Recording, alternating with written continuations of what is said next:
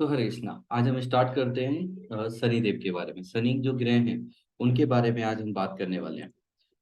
तो शनि ग्रह के बारे में हम यदि बात करें तो इनको बोला जाता है अ, न्याय के देवता, जस्टिस बोला जाता है, जज बोला जाता है इस यूनिवर्स का, इस दुनिया का। और इनकी जो रॉयल पैलेस में जो पोजीशन होती है उसको एज ए सर्वेंट सर्वेंट से रिलेट किया जाता है। अब यदि हम शनि देव हैं, इनकी खुद की लाइफ देखें तो इनकी जो खुद की लाइफ है, खुद की जो जिंदगी है, देखें तो इनके पिताजी का नाम क्या है, जानते हैं क्या? मुझे बताइए, इनके पिताजी कौन थे? सूर्य। बिल्कुल सही, सन। सूर्यदेव। उनके पिताजी हैं सूर्यदेव। उनकी माँ का नाम? माँ छाया। का नाम? हाँ बिल्कुल सही, छाया। तो छाया देवी जो थी वो इनकी माँ है। अब ये छाया देवी कौन थी? एक्चुअली ये छाया जो सूर्यदेव की एक्चुअली पत्नी थी वो थी, उनका नाम था संज्ञा। और जो संज्ञा जो पत्नी थी वो बेटी थी विश्वकर्मा जी की, जो इनको देवताओं के इंजीनियर बोला जाता है। तो क्या हुआ, संज्ञा जो थी सूर्यदेव की पत्नी थी, बहुत आपस में प्रेम था दोनों के बीच में।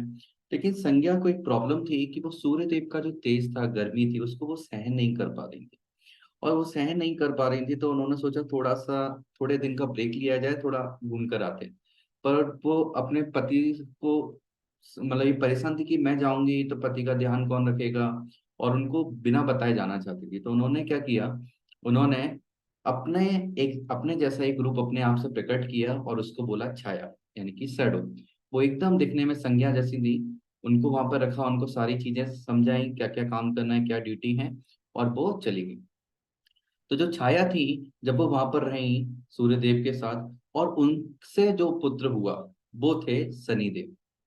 तो शनिदेव जब पैदा हुए और वो जब सूर्यदेव के पास गए, छाया, फिर बाद में लंबी स्टोरी है, काफी सारी चीजें की संज्ञा के बारे में पता चल गया था सूर्यदेव को, संज्ञा को वो लेने गए, संज्ञा को जब लौट के आई तो फिर छाया दूर चली गई, अकेली रहने लगी। तो जब शनि देव थोड़े बड़े हुए और सूर्यदेव के पास आए, कि बोले कि आप मेरे पिता हैं, तो उनके ऊपर इस तरह से बोला गया कि सूर्यदेव ने बोला कि तुम मेरे बेटे नहीं हो, बल्कि संज्ञा ने भी बोला कि सूर्य तुम्हारे पिता नहीं है, पता नहीं तुम्हारे पिता कौन है, इस तरह से बोला। तो उनको बहुत ज्यादा अपमान झेलना पड़ा।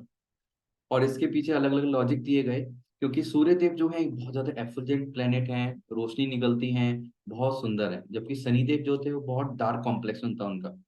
और वो जहां भी जाते थे तो जैसे लाइट से रोशनी होती है, उनके अंदर से अंधेरा निकलता था, ब्लैक लाइट है, कि जहां भी जाते थे वहां अंधेरा फैलने लग जाता था। और ये शनि की मतलब ये पावर या स्पेशलिटी बोल सकते हैं, और ये एकदम सूर्यदेव से अपोजिट थी। और इसीलिए उनको बहुत ज्यादा अपमान झेलना पड़ा, उनको, उनकी माँ को।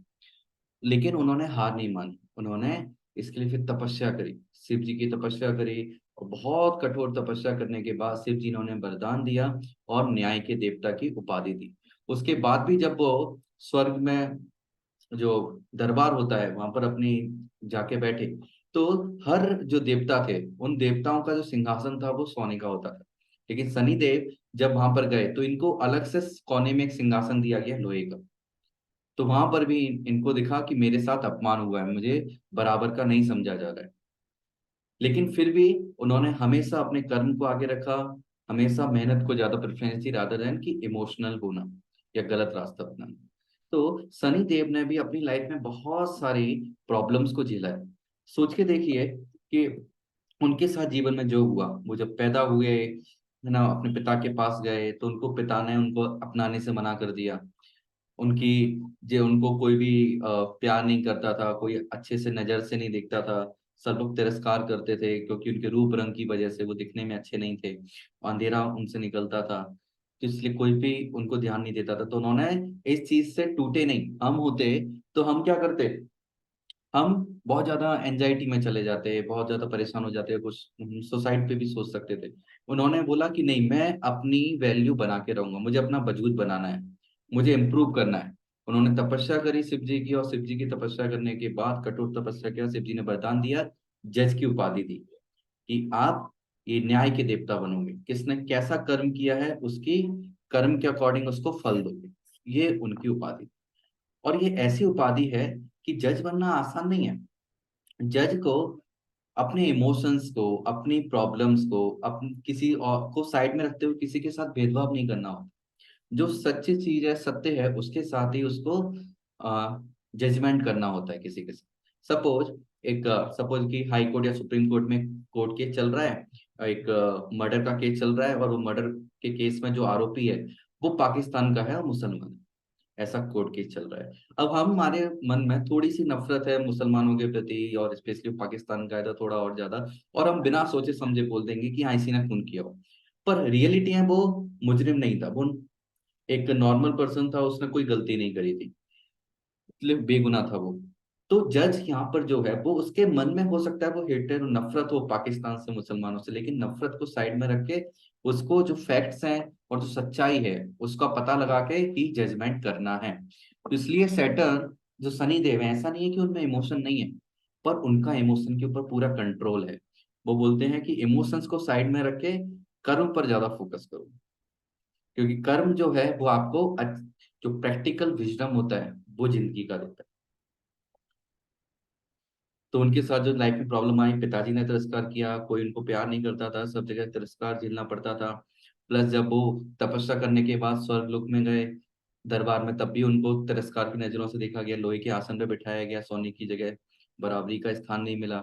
उनकी जब शादी हुई तो शादी में पिताजी भी नहीं आए, केवल माँ थी, वो थे और उनकी वाइफ, तीन लोग थे शादी में, शादी में कोई अटेंड करने भी नहीं आया। तो इस तरह की जो उनकी भावना थी। इनफैक्ट शादी के बाद भी शादी के बाद भी एक बार वो तपस्या कर रहे थे, तपस्या कर रहे थे, भगवान में ध्यान लगा रहे थे। उस समय उनकी वाइफ आई सच के, और उन्होंने उन्होंने देखा नहीं क्योंकि वो ध्यान में मग्न थे।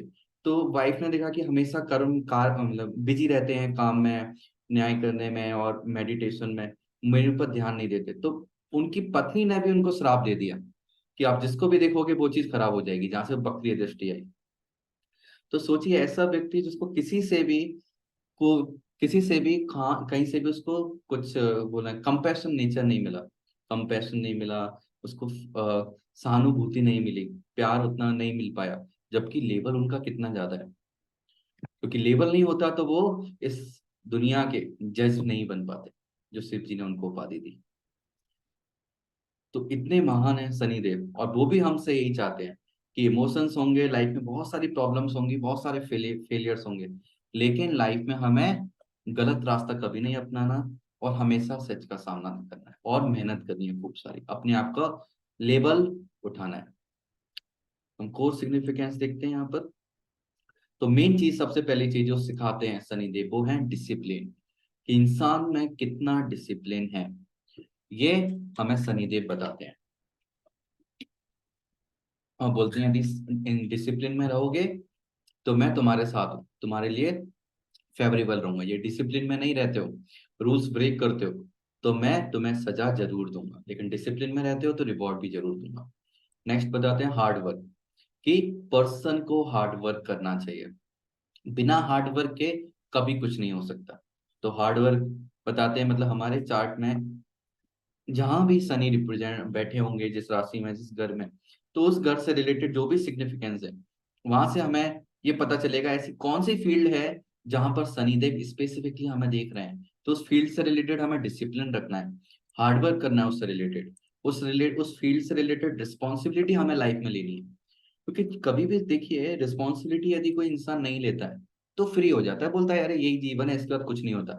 तो रिस्पॉन्सिबिलिटी नहीं लेगा तो हम बाहर नहीं निकल पाएंगे घर से, लूट पाट चोरी डकैती ये सारे जुर्म होने लगेंगे। तो इसलिए इंसान को रिस्पॉन्सिबिलिटी सिखाते हैं शनिदेव, कि यदि कोई पर्सन रिस्पॉन्सिबिलिटी लेता है, हो सकता है वो रिस्पॉन्सिबिलिटी उनको बहुत ज्यादा तिरस्कार दे, बहुत ज्यादा मेंटल फिजिकल प्रेशर दे, टेंशन दे, लेकिन रिस्पॉन्सिबिलिटी यदि कोई अच्छे से ईमानदारी से निभाता है तो शनिदेव उसको बहुत बड़ा उपहार भी देते हैं, रिवॉर्ड देते हैं।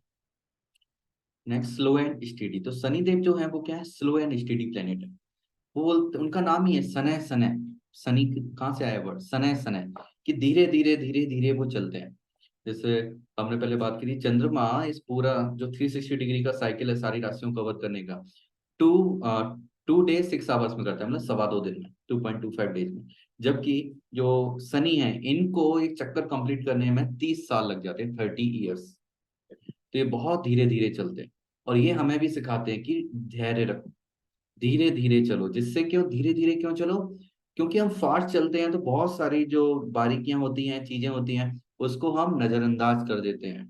उनको हम देख नहीं पाते कि हम जिंदगी में किस तरह से हम बदल रहे हैं, किस तरह से क्या क्या चीजें हमारे पास आ रही हैं, क्या क्या लर्निंग लेनी है, किस किस का ध्यान रखना है। बहुत सारी चीजें हम छोड़ देते हैं और सीधे भागते चले जाते हैं। लेकिन सनी बोलते हैं नहीं, रिस्पॉन्सिबिलिटी लो, धीरे धीरे चलो, हर चीज को ऑब्जर्व करो, उससे सीखो। जितना सीखोगे उतना लाइफ में आगे बढ़ोगे। फिर इनको बोला था lord of karma and justice. Lord of karma and justice क्यों बोला जाता है? कि कॉन्सिक्वेंसेस ऑफ आवर एक्शंस और lesson we need to learn in life.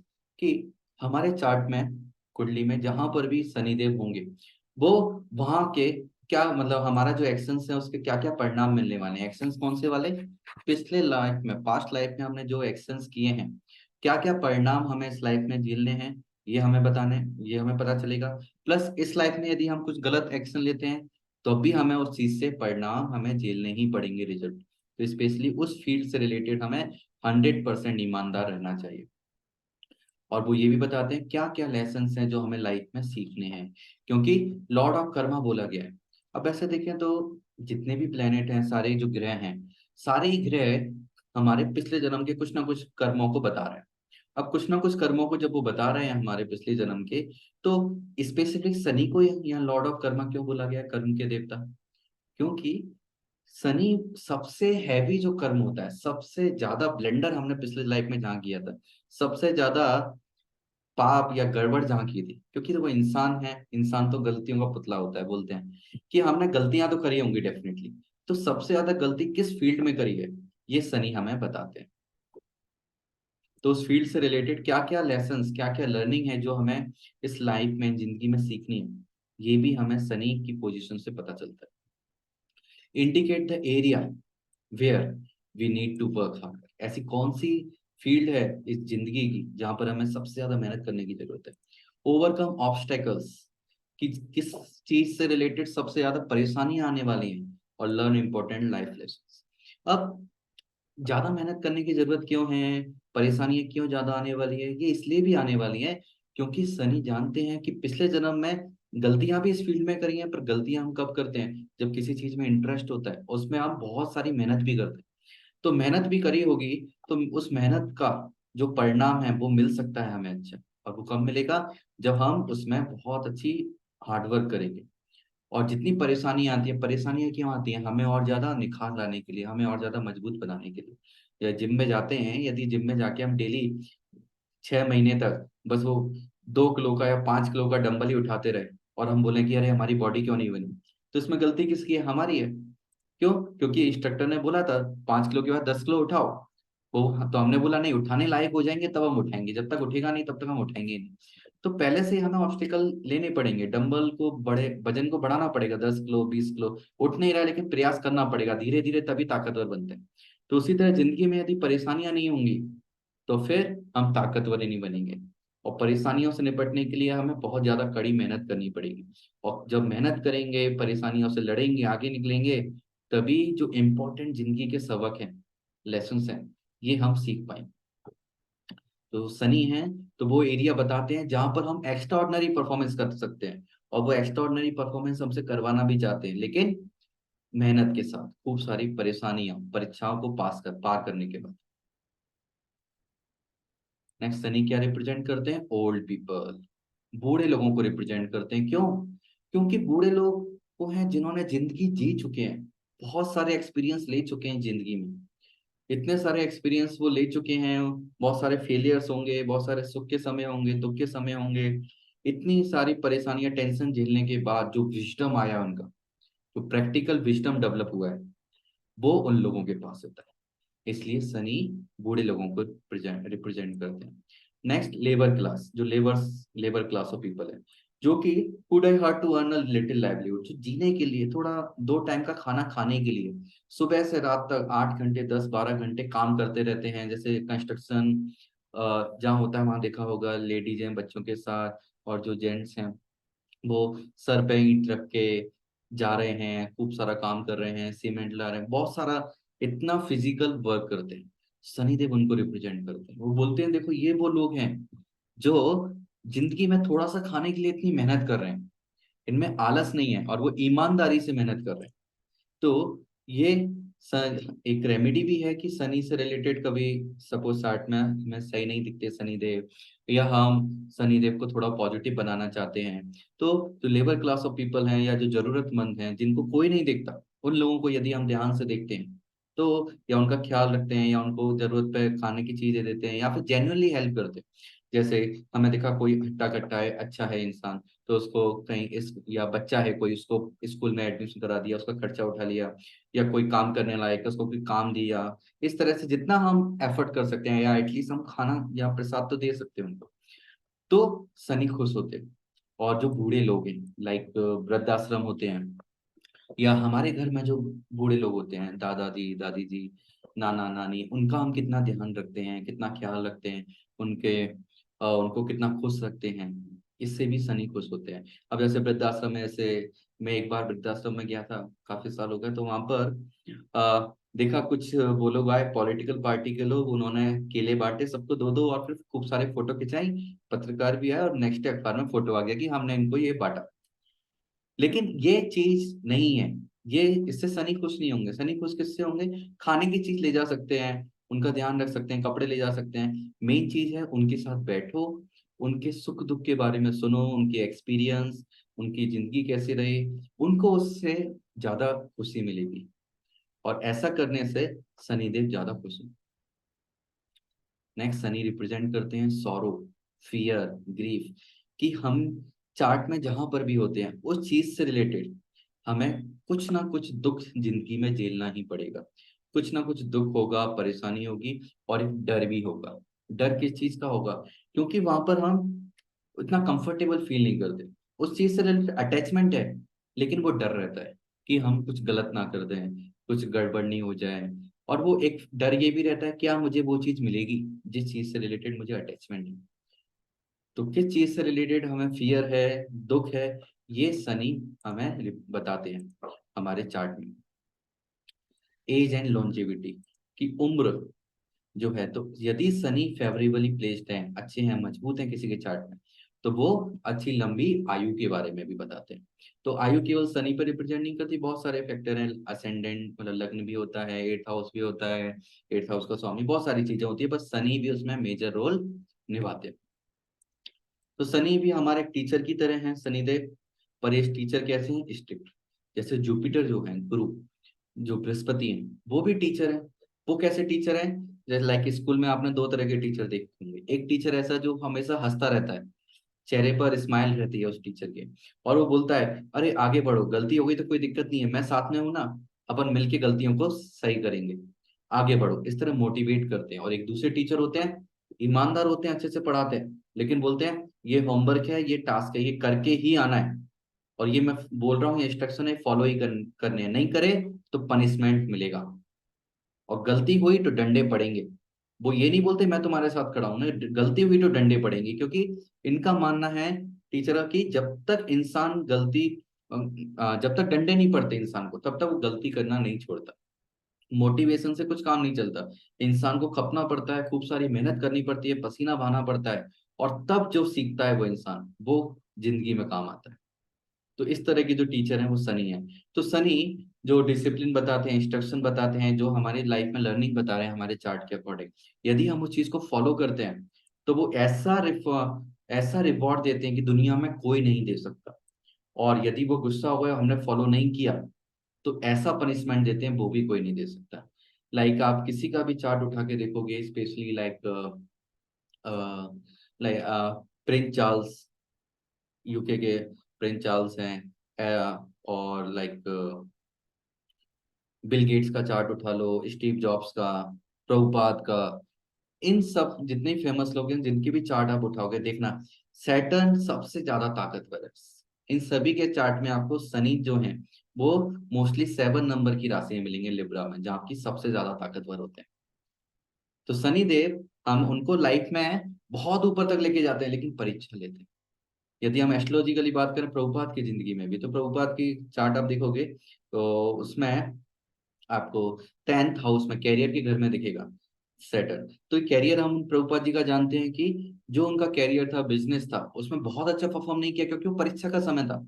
लेकिन अंत समय में जो 10 साल में उन्होंने अचीव किया, वो 10 साल में 108 मंदिर जो अचीव किए, इस दुनिया में कोई इतना जल्दी सक्सेस अचीव नहीं कर सकता था, इम्पॉसिबल। तो ये जो सनी देव है उनकी ब्लेसिंग्स। Next, justice. तो न्याय के देवता हैं, और वो किस तरह से न्याय करते हैं? According to deeds of the person, किस तरह का किसने काम किया है। उनको सबूतों की कोई जरूरत नहीं, उनसे कुछ नहीं छुपा है। तो हाँ, हम ऐसा नहीं बोल सकते कि उनको बेवकूफ बना देंगे गलत काम करके, नहीं, उनसे कुछ नहीं छुपा है। तो हम इंसान के जैसे कर्म होते हैं उसके अकॉर्डिंग उसको रिजल्ट मिलता है। और not based on the emotions, किसी पर दया नहीं रखते वो। दया होगी लेकिन वो सो नहीं करेंगे। या जजमेंट के समय जब वो जज की तरह काम कर रहे हैं, कर्म का फल दे रहे हैं, उस समय इससे उनको कोई फर्क नहीं पड़ता है, क्योंकि उनका काम ही है जज। यदि उनको फर्क पड़ने लगा, यदि जज इमोशनल हो गया, तो वो जज बनने के लायक ही नहीं है। तो ये चीजें हमने यहाँ पर देखी। और सिग्निफिकेंस में, पर्सनालिटी में रोल देखते हैं। तो सबसे पहले जो इंसान में हम देखते हैं, यदि शनि अच्छा है किसी पर्सन के चार्ट में, तो वो इंसान मेच्योर होगा, उसके अंदर मेच्योरिटी होगी।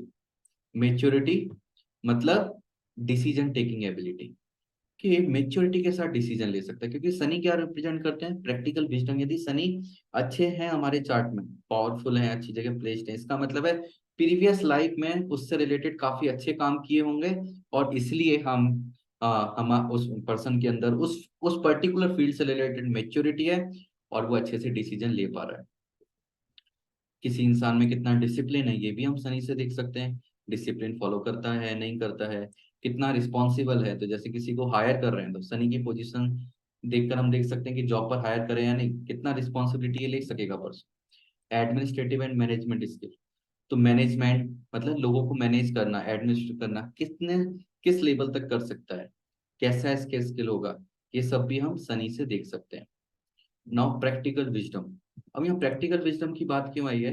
लाइक हम बोलते हैं, एक विजडम से रिलेट करते हैं जुपिटर को। तो जुपिटर क्या है? वो एक लाइक अ मोटिवेशनल लेक्चरर, या फिर एक पॉजिटिव पॉजिटिव जो बातें करने वाले पर्सन है, या फिर गुरु जो है। तो गुरु हमें इंस्ट्रक्शन देते हैं, लाइक हमने इंस्ट्रक्शन सुना है, we are not this body, we are soul. तो इंस्ट्रक्शन हमने सुना है, ये जुपिटर का काम हो गया, जुपिटर का विजडम। लेकिन विजडम का पर्पस क्या होता है? एनलाइटनमेंट आना। एनलाइटनमेंट कब आता है? विजडम से एनलाइटनमेंट की जो जर्नी है, उसमें बीच में जो जो गैप होता है, वो चीज कवर करती है प्रैक्टिकलिटी। तो प्रैक्टिकलिटी को कवर करते हैं कौन? शनिदेव। और वो प्रैक्टिकलिटी कब आती है?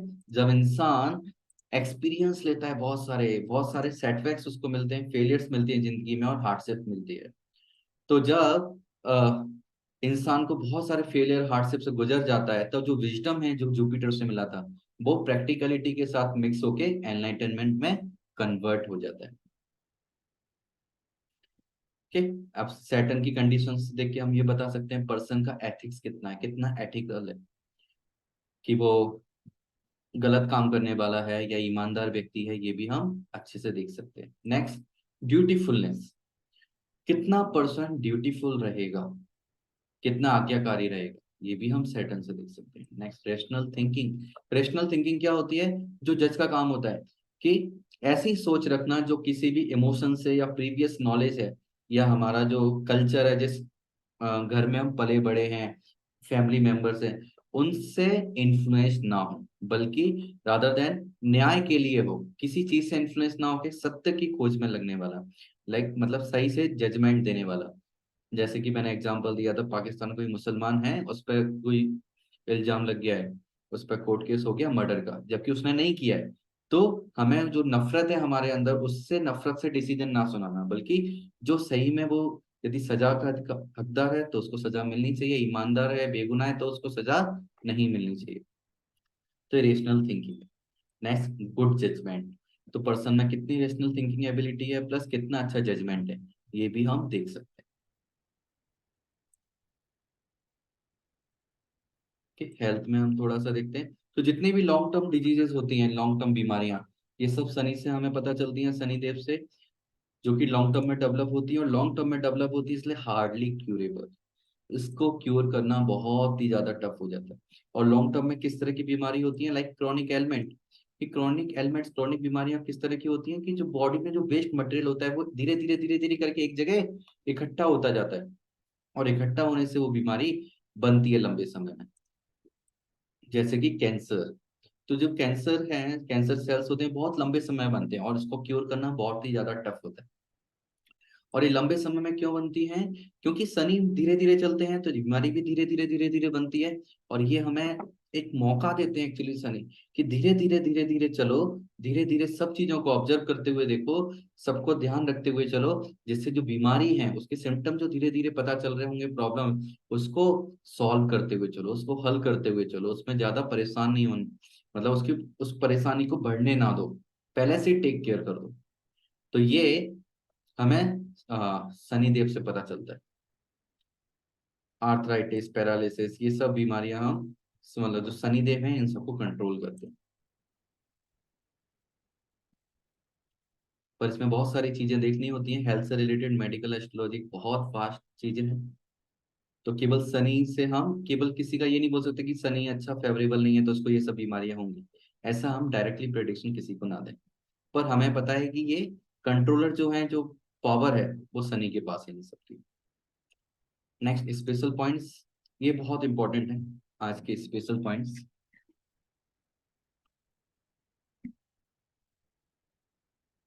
तो फर्स्ट है रिंग्स ऑफ सैटर्न। तो हमने ये शनि ग्रह देखा है, पहले भी टीवी में वगैरह में देखा है, अपनी आंखों से तो कभी देखा नहीं, पिक्चर में, मूवीज में, या नेशनल ज्योग्राफी पर इस तरह देखा होगा। तो ये शनि ग्रह के चारों तरफ एक रिंग होती है, और ये रिंग जो होती है ये किससे मिलकर बनी होती है? किसी को मालूम है रिंग किससे मिलकर बनी होती है? नहीं प्रभु जी। नहीं, ओके। और कोई किसी को आइडिया कुछ? No, okay. तो ये बन के मिलके बनी होती है आइस पार्टिकल्स एंड रॉक्स। जो ठंडे ठंडे बर्फ के टुकड़े होते हैं, आइस पार्टिकल्स, और रॉक्स, जो छोटी छोटी छोटी कंकड़ पत्थर चट्टाने होती हैं, हमें तो कंकड़ पत्थर ही दिखेगा, तो चट्टाने वगैरह होती हैं, उनसे मिलकर ये बने होते हैं शनि के चारों तरफ। तो ये क्या रिप्रेजेंट करते हैं? तो शनि के चारों तरफ ये कवर करें, उसी तरह जो शनि प्लेनेट का इन्फ्लुएंस होता है, जो शनि ग्रह का इन्फ्लुएंस हमारे ऊपर, प्रभाव, वो भी इन्हीं की तरह होता है, इस जो रिंग्स की तरह।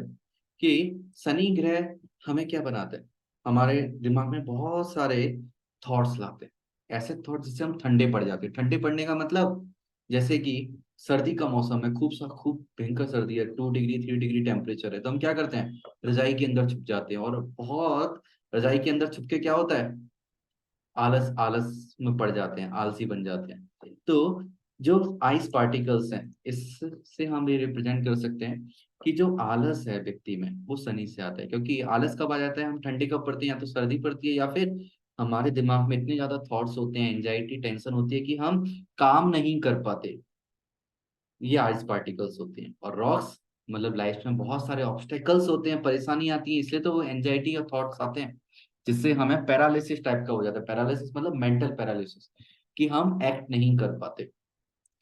जबकि सनी क्या चाहते हैं, वो चाहते हैं कि हम एक्ट करें। तो लेजीनेस क्यों आ जाती है? बिकॉज ऑफ अवर नेचर, क्योंकि हम ज्यादा मेहनत नहीं करना चाहते, प्रॉब्लम है उसको सॉल्व करने की थोड़ी बहुत कोशिश करी, फिर सोचा अरे यार ये सॉल्व नहीं हो रही, चलो छोड़ो। ये सोचते ना ज्यादा परेशानी है, या एग्जाम का समय आ गया, अरे इतना टेंशन हो रहा है, रजाई ओढ़ो सर्दी में और सो जाओ, टेंशन खत्म। या कुछ लोग होते हैं जो रॉन्ग एक्टिंग में प्रभु पड़ जी, जाते हैं। हाँ, यस मती। प्रभु जी, फॉगी ब्रेन भी इसी से रिलेटेड है क्या? फॉगी ब्रेन मतलब? ब्रेन फॉग मतलब वही कि दिमाग में धुंध छा जाना, कुछ समझ नहीं आना हाँ एकदम। हाँ हाँ, बिल्कुल ओके। बिल्कुल। तो जो ऑब्स्टेकल्स हैं उनको पार करना। लेकिन आप सोचिए सर्दी का समय है, और हम रजाई से निकल के थोड़ी एक्सरसाइज करें, थोड़ा दौड़ने चले जाएं, या कुछ काम कर रहे हैं, फिजिकल वर्क कर रहे हैं, तो हमें सर्दी लगेगी क्या उतनी? तो हमें उतनी सर्दी नहीं लगेगी। तो एक्चुअल में सनी यही चाहते हैं हमसे कि हम हमारे कोजी नेचर से, कंफर्ट नेचर से, कंफर्ट जोन से हम बाहर निकलें, परेशानियों से लड़ें, अपना इंप्रूवमेंट करें। तो इंप्रूवमेंट करने से क्या होगा, जो एंजाइटी टेंशन है जिस वजह से हमें ठंडे पड़ गए, हम आलसी हो गए, वो चीज खत्म हो जाएगी। तो हम जितना एक्ट करेंगे उतना ज्यादा एंजाइटी, टेंशन, ये सब खत्म होते जाएंगे। तो ये शनिदेव हमसे चाहते हैं कि हम इस सबको हटाएं। तो प्रॉब्लम्स इसलिए वो देते हैं जिससे हम और ज्यादा मजबूत बने। तो सिंबॉलिक फॉर्म में हम क्या बोल सकते हैं कि बाउंड्री सेट कर देते हैं हमारे चारों तरफ। हमें लगता है कि अरे हम इस परेशानी से निकल ही नहीं सकते, लेकिन एफर्ट करेंगे तो डेफिनेटली निकल पाएंगे, और वो सपोर्ट भी करेंगे। तो बाउंड्री, लिमिटेशन और ऑब्स्टेकल्स, ये रिंग्स हमारी लाइफ में सिंबॉलिकली रिप्रेजेंट करते हैं। नेक्स्ट, जो शनि देव हैं वो सिग्निफिकेटर है 10th हाउस के। 10th हाउस मतलब होता है career, reputation and public image. हमारा कौन सा कर्म है जो इस दुनिया में करने आए हैं, क्योंकि हर पर्सन का पर्पस यही होता है। पहले बचपन में थोड़ा पढ़ाई करते हैं, पढ़ाई करके कॉलेज में जाते हैं, फिर कुछ या तो जॉब करना है या बिजनेस करना है ना। जनरली यही पर्पस होता है। लाइक स्पेशली जो जेंट्स होते हैं उनका यही पर्पस होता है। जो लेडीज हैं उनका कैरियर वाला पर्पस भी होता है, और सपोज जो हाउस वाइफ है तो उनके लिए हम बोल सकते हैं उनका कर्म क्या है। मेन जो लेडीज का कर्म है वो क्या है, टेक केयर करना सबका, बच्चों में संस्कार देना, टेक केयर करना, ये जो कर्म है करने के लिए व्यक्ति आया है। नहीं तो केवल व्यक्ति केवल खाने पीने के लिए, सोने के लिए, इसके लिए थोड़ी आया है इस दुनिया में। तो जो कर्म करने के लिए आया है, 10th house, career, reputation, public image, लोग उनको कैसे देखेंगे, इस सबको कंट्रोल करते हैं शनिदेव। तो यदि शनि हमारे चार्ट में अच्छे से वेल प्लेस्ड है, कोई एफ्लिक्शन नहीं है, तो हम क्या बोल सकते हैं कि इसका मतलब क्या होगा, वी में achieve success and recognition in our chosen field through hard work and dedication. तो क्या लिखा है, वी मे मतलब इट्स पॉसिबल, कि पॉसिबिलिटी है कि हम सक्सेस पालेंगे जिंदगी में, रिकॉग्निशन हमें मिल जाएगा चूजन फील्ड में। पर क्या करना पड़ेगा, हार्ड वर्क और डेडिकेशन तो दिखाना ही पड़ेगा, बिना हार्ड वर्क डेडिकेशन के कुछ नहीं मिलेगा। बट फेवरेबली प्लेस्ड है तो ये चांस है कि हम उस चीज को जल्दी पहचान लेंगे कि हम क्या करना चाहते हैं और उस फील्ड में अचीव कर लेंगे। पर यदि सैटर्न एफ्लिक्टेड है तो क्या होगा, we may face setbacks and obstacles in our career. तो हमारा जो कैरियर है हमने सेलेक्ट किया है उसमें या तो बहुत सारा बदलाव होंगे, या फेलियर्स आएंगे, बहुत ज्यादा सेटबैक्स आएंगे, और struggle to find our true calling. और हमारी जो ट्रू कॉलिंग है, जो कर्म हम इस दुनिया में करने के लिए आए हैं, हम दिल से करना चाहते हैं, उसमें बहुत ज्यादा स्ट्रगल हमें फेस करना पड़ेगा यदि शनि एफ्लिक्टेड है। लेकिन हार्डवर्क और डिसिप्लिन के साथ और डेडिकेशन के साथ हम करेंगे तो थोड़े समय के साथ बाद ही सही, पर जिंदगी में जरूर सफलता मिलेगी।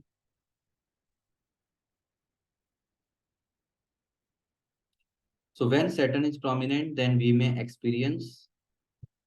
तो सैटर्न यदि हमारे चार्ट में प्रोमिनेंट है ना, प्रोमिनेंट है यानी कि ताकतवर है। और भी प्रोमिनेंट की बहुत सारी डेफिनेशन होती है जो हम फ्यूचर में सीखेंगे। कि तो हमें जिंदगी में डिले डिले मिलेंगे ही मिलेंगे, जिंदगी में लिमिटेशंस मिलेंगी, हार्डशिप्स, और hardship that test our patience and resilience. तो जिंदगी में डिले भी मिलेंगे, लिमिटेशन भी मिलेगी, और हार्डशिप भी मिलेगी। क्यों मिलेगी, हमारी धैर्य की परीक्षा लेने के लिए, हमारे लचीलापन, रेजिलियंस की परीक्षा लेने के लिए। And these challenges can also be opportunities for growth and self-improvement, as Saturn teaches us to be patient, disciplined, and persistent in the face of adversity. और हम ऐसा भी सोच सकते हैं कि हमारी परीक्षा क्यों हो रही है, क्योंकि अपॉर्चुनिटी है। लोगों को तो प्रॉब्लम ही नहीं आती जिंदगी में, इसलिए वो डेवलप ही नहीं कर पाते। आप सपोज करो एक, लाइक अभी रिसेंटली वो चला था केस, शाहरुख खान का बेटा जो था। अच्छा, शाहरुख खान के घर में पैदा हुआ, अरबपति है, बढ़िया नौकर लगे हुए हैं, सब खाने को मिलता है, सब चीज अच्छे से मिल गई, उसकी लाइफ में कोई स्ट्रगल नहीं है। तो देखो उसकी कंडीशन क्या हो गई, उसको किस नजर से लोग देखते हैं, है ना, कितना उसने गलत किया। Drug addict.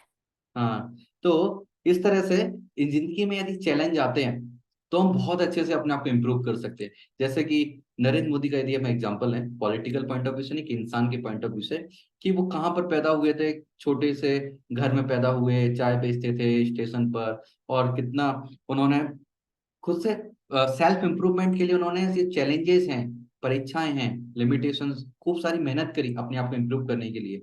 और जब भी मुश्किल समय आता है तब हमें ये जो पेशेंस, रेजिलियंस और डिसिप्लिन, परसिस्टेंस डेवलप हुआ है, ये हमें हेल्प करता है। तो उन्होंने इन सब परेशानियों को अपॉर्चुनिटी में कन्वर्ट किया, और आज देखो पूरे वर्ल्ड में फेमस हो चुके, पूरा वर्ल्ड उन्हें किस सम्मान की नजर से देखता है। तो सैटर्न जो हमें लाइफ में दे रहा है, तो वो हार्डशिप डेफिनेटली मिलेगी मिलेगी, लेकिन हम उसको किस नजर से देखते हैं, नजरिए से देखते हैं, ये बहुत इंपॉर्टेंट है। एक बहुत इंपॉर्टेंट चीज सैटर्न रिटर्न, ये एक टर्म आता है, शायद सुना हो, किसने सुना है, किसी ने सैटर्न रिटर्न वर्ड? नो मतलब जो प्रभु जी। सैटर्न हमें वापस देता है, क्या? मतलब इसका ये है क्या कि जो सैटर्न हमें वापस रिटर्न में देता है?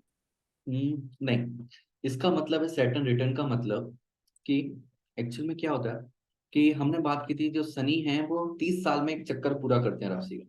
तो जब हम पैदा हुए, ये 30 साल एक अप्रोक्स है, मतलब 28 से 30 ईयर।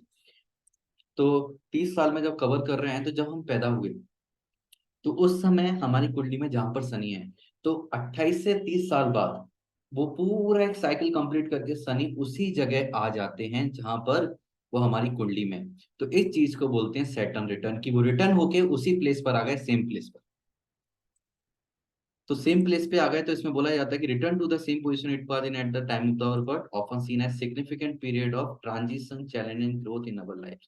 तो ये वो समय है, 28 से 30 साल का समय। यहाँ से आपकी जिंदगी में एक नया बदलाव शुरू हो जाता है, मानसिकता में, जिंदगी में, हमारे नेचर में एक बदलाव आता है बहुत बड़ा। ये बदलाव क्यों आता है? क्योंकि शनि 30 साल में हमारे चार्ट में हर एक अलग अलग राशियों में घूमकर आ चुके हैं। मतलब हर जगह से रिलेटेड हमें बहुत सारे एक्सपीरियंस जिंदगी में मिल चुके हैं, और उस एक्सपीरियंस से हमारे अंदर मैच्योरिटी धीरे धीरे पनपने लगी है, धीरे धीरे मैच्योरिटी बढ़ने लगी है। ये शनि रिप्रेजेंट करते हैं। तो स्पेशली 30 ईयर का पीरियड जो कंप्लीट होता है, और स्पेशली बोला जाता है after the age of 34 years, हम जो शनि है वो मेच्योर हो जाते हैं। शनि का मेच्योर होने का मतलब, जो शनि हमें सिखाना चाहते हैं वो धीरे धीरे हमें समझ में आने लगता है खुद से, और हम मेच्योर हो जाते हैं, और जिंदगी को सही तरीके से फिर हम जीते आगे। सही तरीके से जीने का मतलब डिसिप्लिन एंड रिस्पॉन्सिबिलिटी के साथ। तो ये चेंज हमारी लाइफ में आता है, इसको बोलते हैं Saturn return. Next, two special period सबसे ज्यादा इंपॉर्टेंट पीरियड है। ये कौन से होते हैं? एक साढ़े साती, एक ढैया, जो सबसे ज्यादा बदनाम है, जिनसे सबको बहुत डर लगता है। तो साढ़े साती क्यों बोला जाता है? साढ़े साती मतलब 7.5, 7.5 ईयर्स। और ढैया मतलब ढाई, जो हम हिंदी में बोलते हैं 2.5 ईयर्स। तो 7.5 ईयर्स का टाइम जो हमारे हार्ट से मेंटल एंजाइटी, टेंशन, हाइपरटेंशन, और लाइफ में सेटबैक्स, फेलियर्स बहुत आते हैं, ऐसा बोला जाता है, वो रहता है 7.5 ईयर्स का टाइम। और ढैया same, similar kind of thing यहाँ पर भी रहती है। तो साढ़े साती में ज्यादा रहता है, यहाँ थोड़ा सा कम मान सकते हैं, लाइक साढ़े साती में 100% है, तो यहाँ 75-80% के करीब रहेगा। और ये 2.5 ईयर्स का टाइम रहता है। तो हम थोड़ा समझते हैं आखिर ये होता क्या है। आप, कब हम अपनी कुंडली में जानेंगे कि साढ़े साती चल रहा है या ढैया चल रहा है, हम कुंडली में कैसे देख सकते हैं? तो ये देखने का समय होता है कि when Saturn is in the neighbour sign of the moon, कि जब सैटर्न क्या हो, जो हमारा चंद्रमा है हमारी कुंडली में, उसके जो नेबर, अड़ोसी पड़ोसी होते हैं, वहां पर हम शनि हो। जैसे कि सपोज किसी के 4 नंबर की राशि में चंद्रमा, चंद्रमा है, 4 नंबर की राशि में चंद्रमा है, तो 4 नंबर में चंद्रमा है, इसका मतलब उसके अड़ोसी पड़ोसी कौन से नंबर हो गए? नेबर्स कौन से नंबर की राशि हुई? 3 और 5। हाँ, 3 और 5। तो जब शनि घूमते घूमते 3 नंबर की राशि में आएंगे, तो हम बोलेंगे उनका साढ़े साती चालू हो गया। फिर 3 नंबर की राशि में 2.5 साल रहेंगे, क्योंकि हर एक राशि में शनि 2.5 साल रहते हैं, 2.5 ईयर्स।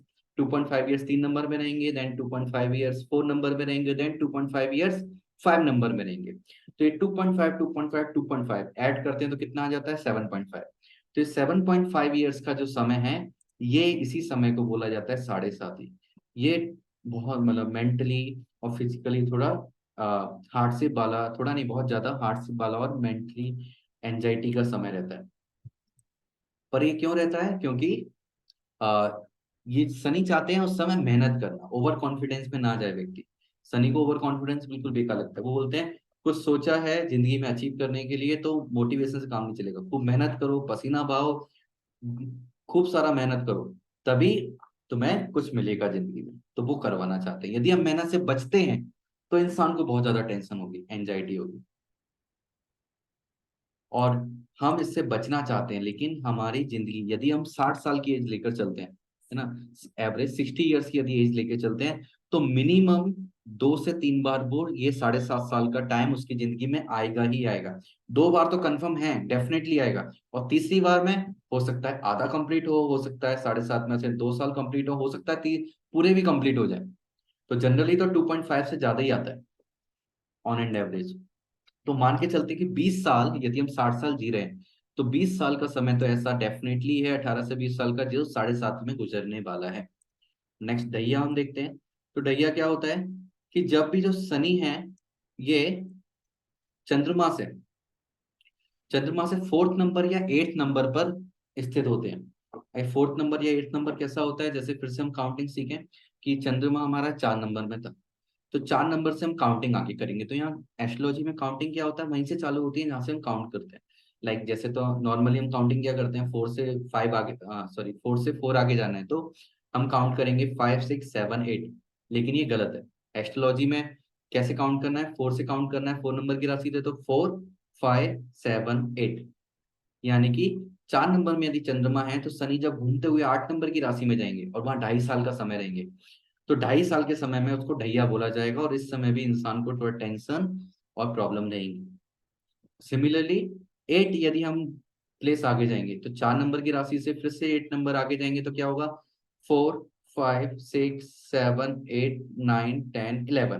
तो 11 नंबर की राशि में जब शनि होंगे तो फिर से 2.5 साल का जो समय है वो उनके लिए डिफिकल्ट होगा। तो किसी के भी जिंदगी में ये समय मिनिमम 4 से 5 बार तो आएगा ही आएगा।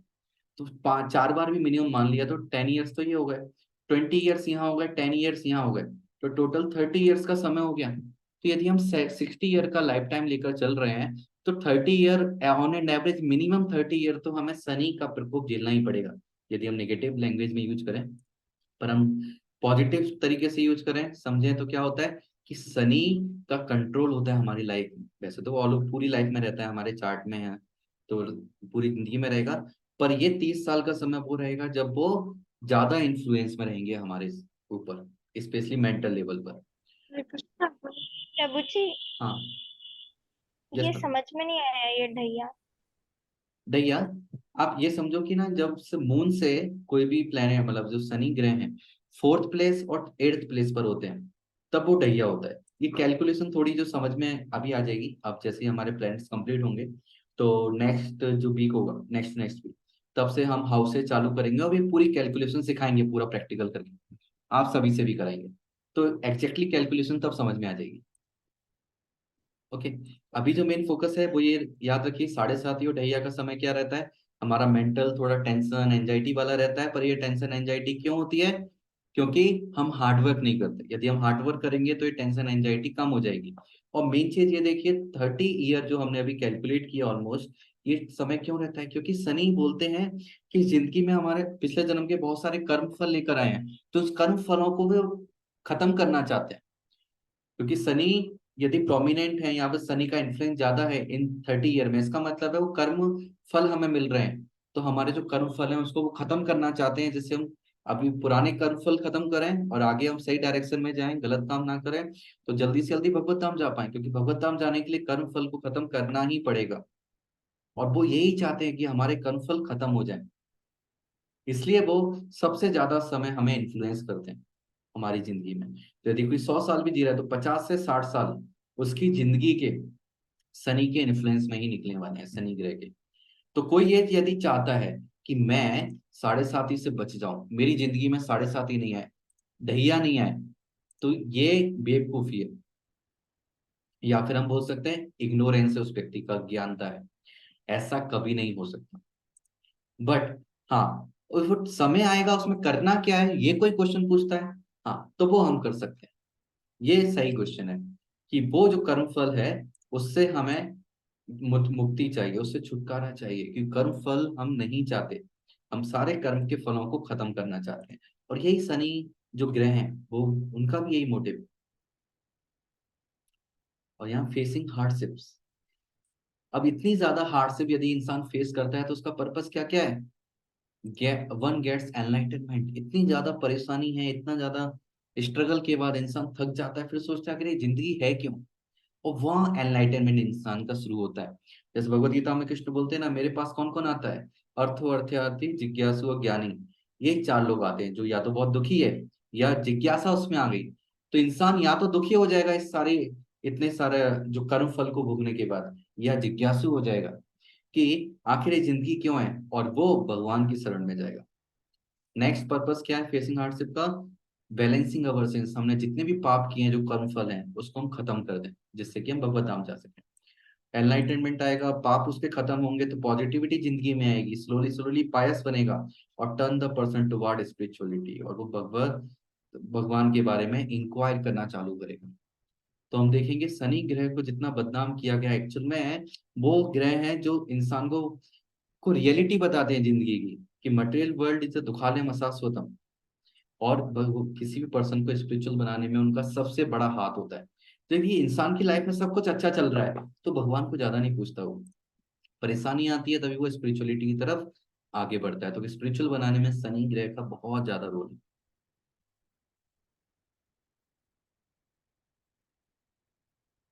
कुछ हम फैक्ट्स देखते हैं, लाइक हर प्लेनेट का कुछ ना कुछ एलिमेंट होता है, तो शनि ग्रह का जो एलिमेंट है वो है एयर। इनका जो जेंडर है न्यूट्रल, ना मेल में काउंट होते हैं ना फीमेल में काउंट होते हैं। Next royal status. Royal status क्या है? Servant. Speed 2.5 year in one sine, यानी कि एक राशि में 2.5 साल का समय देते हैं, और पूरी राशि का जो जो साइकिल है 12 राशियों का कंप्लीट करने में 30 ईयर्स का समय लगता है। इनकी जो दृष्टि होती है एस्पेक्ट, वो क्या क्या होती है? थर्ड नंबर, सेवंथ और 10th। इसको डिटेल में हम प्रैक्टिस करेंगे, हम जो हाउसेस और राशि पढ़ेंगे। नेक्स्ट एक्सॉल्टेड साइन, सबसे ताकतवर कहाँ होते हैं? लिब्रा में, 7 नंबर की जो राशि है, तुला राशि। और जो डेबिलेटेड सबसे कमजोर होते हैं एरीज में, 1 नंबर की राशि। तो ये राशि जब हम पढ़ेंगे तब समझेंगे कि आखिर यहाँ पर ही क्यों एक्सॉल्टेड होते हैं शनिदेव, और एरीज में क्यों डेबिलेटेड सबसे कमजोर महसूस करते हैं। ओन साइन, इनके खुद के राशि कौन कौन सी है? कैप्रिकॉन यानी कि मकर राशि 10 नंबर, और एक्वेरियस, चलो मैं नंबर लिख देता हूँ जिससे याद आएगा। एक्वेरियस मतलब 11 नंबर, जिसको हम कुंभ भी बोलते हैं। नेचर, प्रकृति कैसी है इनकी? क्रूअल, मैलेफिक, क्रूर ग्रह बोला जाता है। मेटल्स, मेटल्स क्या है? आयरन। तो आयरन रिप्रेजेंट करते हैं, आयरन से ही ज्यादातर सारे व्हीकल्स बनते हैं, कार बाइक, तो उन सबको कंट्रोल करते हैं शनिदेव। कलर, इनका कलर होता है या तो एकदम ब्लैक, या फिर बहुत ज्यादा डीप डार्क ब्लू। डायरेक्शन, ये वेस्ट डायरेक्शन, पश्चिम दिशा को रिप्रेजेंट हरे करता को है। हरे कृष्णा, सॉरी टू हरे इंटरप्ट, कृष्णा। थोड़ा हाँ माता जी। थोड़ा स्लोली बोलेंगे, लिखना नहीं हो रहा है इतना जल्दी, एक ओके बार फिर। ओके, ये माता जी, इसको नोट कर सकते हैं आप।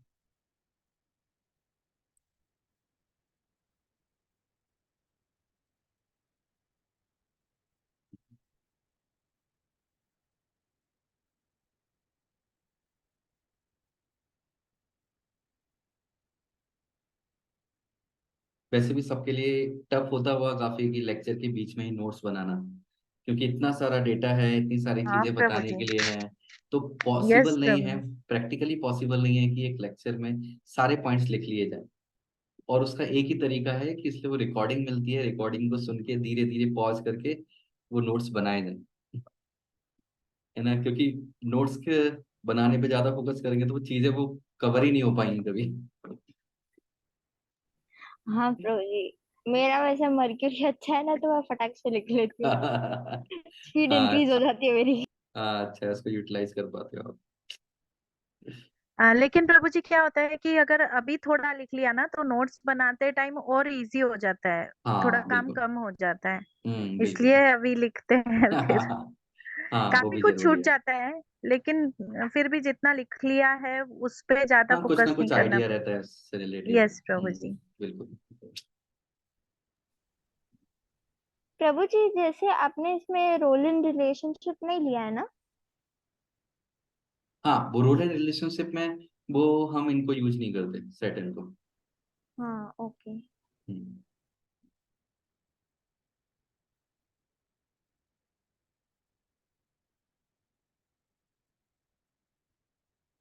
ईश्वर याद का मतलब नोट हुआ। जी thank you so much. Okay okay, now last हम करते हैं प्रेडिक्शन टेक्निक्स। आई थिंक बहुत सारी तो आप ये कर चुके होंगे, सैटर्न प्लस मरकरी आपने देखा है मरकरी के लेक्चर में?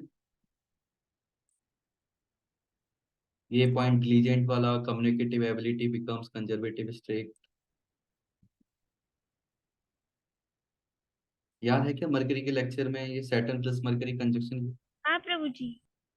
हुआ था, इसमें एग्जाम्पल इनका आया होगा, हाँ। है ना, व्लादिमीर पुतिन। तो मरकरी के यहाँ स्पेशल बात है क्या, एक तो क्विकनेस ऑफ मरकरी को स्लो डाउन करते हैं सैटर्न, तो इसलिए कई बार क्या थोड़ा बोलने में प्रॉब्लम हो सकती है, लेकिन मेन जब भी बोलते हैं पर्सन क्या बोलते हैं, रफ एंड टफ बोलेंगे, यानी कि शुगर कोटिंग के बिना। किसी की प्रॉब्लम है, गलती है, उसको डांट दिया, सीधे सच बोल देंगे।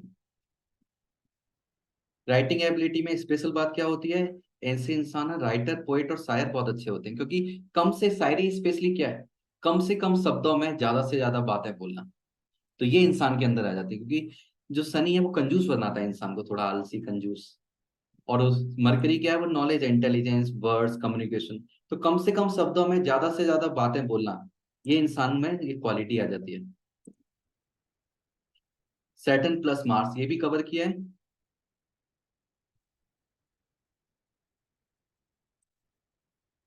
लाइक मैं कवर करता हूँ कि सैटर्न प्लस मार्स, मार्स क्या एक फियरी प्लेनेट है, बहुत ज्यादा एनर्जी वाला पर्सन है, एनर्जी देता है, एनर्जी वाला ग्रह है। और जो शनि देव है वो क्या है, शनि ग्रह वो देते हैं इंसान को रुक के, धैर्य के साथ, पेशेंस के साथ, ठंडे प्लेनेट है, पेशेंस के साथ चीजें करो, सोच समझ के करो। तो यहाँ इनडिसीजन बहुत आ जाता है। मार्स बोलता है मुझे आइसक्रीम खानी है और मुझे खानी है, मैं खा के रहूंगा। शनि बोलते हैं नहीं, देखो रात तो नहीं है, रात में खाओगे सर्दी हो जाएगी, दिन में खाना चाहिए, फिर दांत में प्रॉब्लम तो नहीं है, फिर कौन सा फ्लेवर खाना है, कैसा खाना है, किस समय खाना है, किससे पूछ के खाना है, इतनी सारी चीजें वो शनि दिमाग को सोचने पे मजबूर करते हैं। मस मंगल ग्रह बोलते हैं अरे इतना सोचूंगा तो मैं खाऊंगा कब। मंगल बोलते हैं जो मेरी इच्छा है मैं वो पाना चाहता हूँ, तो इसलिए बहुत ज्यादा इनडिसीजन हो जाता है। ऐसे ही जब बाइक चला रहे हैं, कार चला रहे हैं, तो इनडिसीजन की कंडीशन में कि कोई गाड़ी निकल रही है, अरे जल्दी से काट के आगे निकल जाओ, मार्स बोलेगा, सैटर्न बोलेगा नहीं नहीं देख के चलो आगे पीछे, तो इनडिसीजन में कई बार एक्सीडेंट भी हो जाते हैं। और मे है बैड हैबिट, स्पेशली मार्स यदि ताकतवर हो गया तो इच्छाएं ज्यादा हैं और वो पूरा करने के लिए मार्स जीत जाएगा, तो इंसान डिसऑनेस्टी आ जाएगी, डिसऑनेस्ट हो जाएगा, फ्रॉडुलेंट, थेफ्ट, किल, मार भी सकता है। और इसका एग्जाम्पल देखा होगा आप लोगों ने, किंग जोंग। हम देख सकते हैं सैटर्न प्लस मार्स यहाँ पर बैठे हुए हैं, और किंग जोंग का क्या है, मैंने जो बोला या तो मानो या मैं उड़ा दूंगा, इस तरह का उनका नेचर है।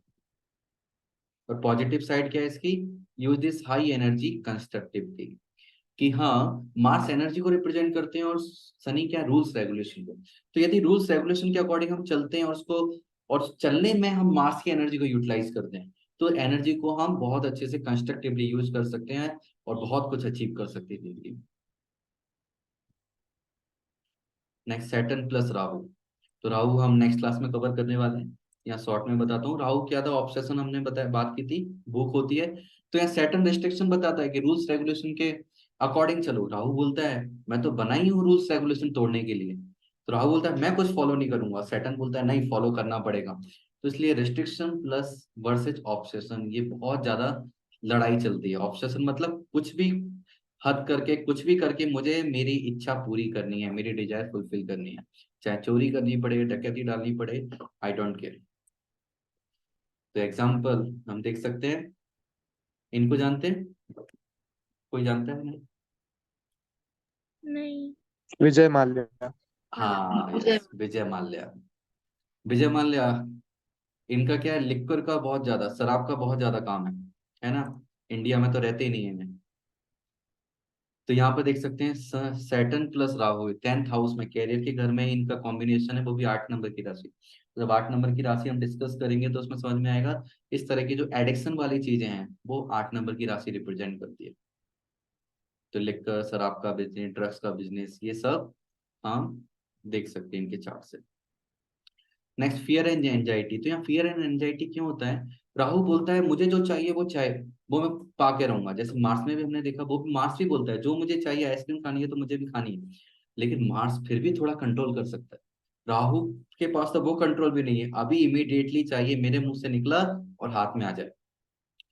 तो यहाँ पर एक एंजाइटी फियर आ जाता है सैटर्न के साथ, क्या कि एक तो जो मेरे पास नहीं है उसको पाने का फियर, कि मिलेगा नहीं मिलेगा, उसी टेंशन में जिंदगी निकल जाती है, और जो मेरे पास है उसको खोने का डर, ये डर रहता है। जैसे कि एक बार मैं मायापुर गया था, तो मायापुर में फीस्ट हुई थी, गुरु महाराज के लिए फीस्ट अरेंज हुई थी, हम भी गए थे। तो खूब सारे आइटम थे, 16 आइटम्स थे करीब। तो उसमें 16 में से 13-14 आइटम्स आ गए।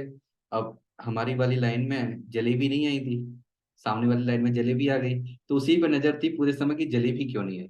उस 14 आइटम जो थे उसको रिलीज नहीं कर पाए जलेबी की वजह से। तो ये कि जो नहीं मिला उसके लिए वो एंजाइटी रहती है, और उसमें जो हमारे पास है वो उसका भी हम मजा नहीं ले पाते। तो ये वो प्रॉब्लम हो जाती जलेबी नहीं थी, मावा जलेबी थी। है। अच्छा, आपको मिली थी क्या? हाँ, मैं आधा खाया था और आधा जगत गुरु प्रभु को दे दिया था। काफी हमारे लाइन में जलेबी नहीं दी, मुझे मालपुआ नहीं मिला। सबको मालपुआ मिला, मुझे नहीं मिला। ओके, नेक्स्ट हम देखते हैं सैटर्न प्लस केतु, ये बहुत इंपॉर्टेंट है। तो सैटर्न क्या रिप्रेजेंट करते हैं, देखिए यहाँ पर आती है turmoil of worldly desires and spiritual life. तो वर्ल्डली डिजायर्स स्पिरिचुअल लाइफ क्या, केतु जो है डिटैचमेंट देता है, हमें डिटैचमेंट मिलता है केतु जो प्लेनेट है, और स्पिरिचुअल लाइफ को भी रिप्रेजेंट करते हैं। अब सैटर्न कहीं ना कहीं अटैचमेंट भी देते हैं, जहां पर होते हैं ना, तो फियर क्यों रहता है, वो अटैचमेंट रहता है कि ये चीज मुझे अचीव करनी है। वो अटैचमेंट ऐसा नहीं है कि मटेरियल पर्सन बना रहा है, बल्कि शनि ग्रह ये बोलते हैं कि अटैचमेंट है किसी चीज से, तो एकदम डिटैचमेंट पॉसिबल नहीं है उसकी लाइफ में आना।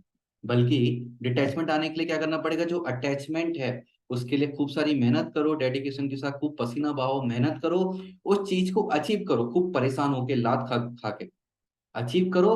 और अचीव करके तब ये रियलाइज होगा, जिस चीज के लिए, जिस एंजॉयमेंट के लिए इतनी मेहनत किया, जिस डिजायर को पूरी करने के लिए, उस डिजायर को पूरी होने के बाद हैप्पीनेस ज्यादा देर टिकी नहीं। और तब जो डिटैचमेंट आएगा वो एक पक्का डिटैचमेंट होगा। तो यहाँ सैटर्न और केतु में यही डिफरेंस होता है, केतु तुरंत डिटैचमेंट चाहता है और सैटर्न बोलता है नहीं, मेहनत करने के बाद, चीज को अचीव करने के बाद जो डिटैचमेंट आएगा वो सही डिटैचमेंट है। तो इसलिए turmoil of worldly desires and spiritual life, ये प्रॉब्लम रहती है कर्मा वर्सेस सॉलिट्यूड, कि व्यक्ति कर्म करे या फिर अकेले में जाके सन्यासी बन जाए वहां पर, कि हिमालय पे चला जाए तपस्या करने के लिए। तो इस तरह का नेचर इंसान में आता है, कभी कर्म के लिए आगे बात बढ़ता है, कभी अकेलेपन के लिए बढ़ता है। तो अटैचमेंट वर्सेस डिटैचमेंट, ये लड़ाई हमेशा चलती रहती है। तो इनका एग्जाम्पल हम देखते हैं। इनको किसी ने देखा है, कोई जानता है?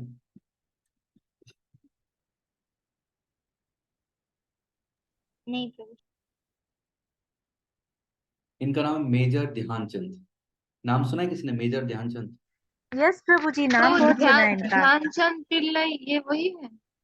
यहाँ मेजर ध्यानचंद वही हैं जो हॉकी के प्लेयर, बहुत बड़े हॉकी के प्लेयर थे, महान प्लेयर्स में काउंट होते हैं इंडिया के। तो इनके चार्ट में हम देख सकते हैं यहाँ 9th हाउस में धर्म के घर में सैटर्न प्लस केतु।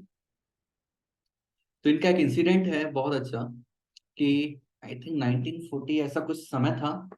उस समय हॉकी का वर्ल्ड कप था और फाइनल मैच हो रहा था इंडिया वर्सेस जर्मनी के बीच में। और इंडिया वर्सेस जर्मनी का मैच था, बहुत अच्छा मैच था। और उसमें इंडिया ने जर्मनी को बुरी तरह हराया था। और उसमें सबसे ज्यादा गोल थे मेजर ध्यानचंद ने किए थे, कि 7 या 10 गोल्स ऐसे कुछ किए थे इन्होंने। और उसके लिए इनको मैन ऑफ द मैच चुना गया। और जब मैन ऑफ द मैच इनको चुना गया, तो man of the match prize देने के लिए पता है किसको इनवाइट किया गया? हिटलर को। तो हिटलर को इनवाइट किया कि इनको मैन ऑफ द मैच का प्राइज दिया जाए। जैसे ही ये man of the match prize लेने पहुंचे, हिटलर ने इनको हिटलर ने ऑर्डर दिया कि इनकी हॉकी को पकड़ो और तोड़ो, तोड़ डालो। क्यों तोड़ डालो? क्योंकि पूरे मैच में ऐसा लग रहा था कि जो बॉल है हॉकी की, पूरी इनकी ना हॉकी से चुपकी हुई है, तो इनकी हॉकी में जरूर ना कुछ गड़बड़ है। हो सकता है मैग्नेट हो या कुछ है, देखो इनकी हॉकी तोड़ के देखो क्या है अंदर। तो सोचो, आप मैन ऑफ द मैच लेने जाओ और आपके साथ ऐसा बिहेवियर हो, कैसा लगेगा? तो जब उनके जो आदमी थे, हिटलर के हॉकी को तोड़ा, तो देखा कुछ नहीं, ये तो उनका टैलेंट था, स्किल थी, जो वो इतना अच्छे से खेल पाते थे हॉकी। तो फिर हिटलर को भी समझ में आया कि नहीं, जेन्युइन पर्सन है, कोई बेईमानी नहीं करी।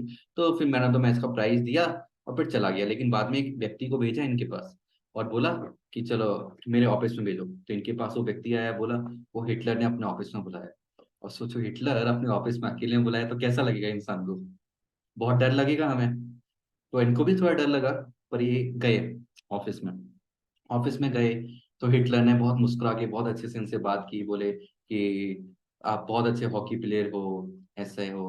बोले कि कहाँ रहते हो, कैसा है, तो उन्होंने बताया कि मैं इंडिया में रहता हूँ, एक गांव में रहता हूँ, एक छोटा सा घर है, ऐसे ऐसे सब बताया। तो उन्होंने कहा था कि तुम्हारा देश ऐसा है, गरीब देश है, तुम्हें इतने अच्छे प्लेयर हो, तुम्हें कुछ मिलता नहीं है, तुम जर्मनी की तरफ से खेलो, मैं आपकी नागरिकता दे दूंगा, खूब पैसा दूंगा, यहाँ से खेलो। तो इन्होंने, अब सोचो हिटलर की बात को कोई मना कर सकता था, क्योंकि पता है मना किया तो उड़ा देगा, लेकिन इन्होंने फिर भी मना किया। तो हिटलर ने बोला देखो तुम देश को के लिए खेल रहे हो, इतना अच्छा खेलते हो, लेकिन देश ने तुम्हें क्या दिया। तो इन्होंने उनको पता है क्या जवाब दिया, इन्होंने उनको जवाब दिया कि मैं ये नहीं देखता कि देश ने मुझे क्या दिया, बल्कि मैं ये सोचता हूँ कि मैं देश को क्या दे सकता हूँ। तो इस तरह की फीलिंग इंसान में कब आती है, जब वो स्पिरिचुअल हो। यदि वो बॉडली लेवल पर होगा सिंपल, कि हाँ मैं मर जाऊंगा, ये हो जाएगा, या मेरे अंदर डिजायर्स होगी बहुत सारी, खूब सारा पैसा आएगा, खूब सारा एंजॉयमेंट करूंगा, खूब घूमूंगा, तो इस तरह का ये डिटैचमेंट होता है इंसान के अंदर, तभी वो इस तरह का जवाब दे सकता है। तो इस तरह से हम देख सकते हैं कि उन्होंने किस तरह से हिटलर के साथ डील किया, उनका लेबल क्या था, और ये क्यों हुआ, because of the Saturn plus Ketu. Next Saturn plus Venus.